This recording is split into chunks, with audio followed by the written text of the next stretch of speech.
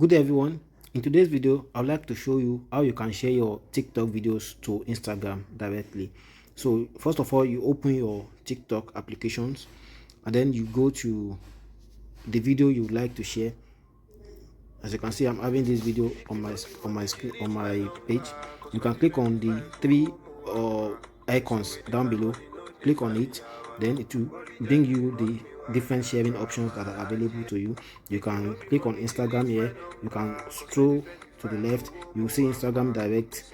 You can just share to Instagram Direct, or you use the Instagram option here to take you to the different options. You can share to Instagram Direct. That means you are sending to a particular user. You can send it to your Instagram feed. You can also send it to your Instagram Reels or to your Instagram stories. So any one of the options you would like to explore, let's share it to our Instagram feed, for example.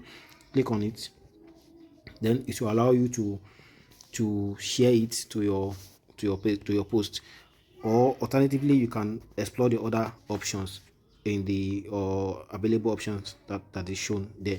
If you find this video helpful, please subscribe to the channel and hit the notification button to get notification for my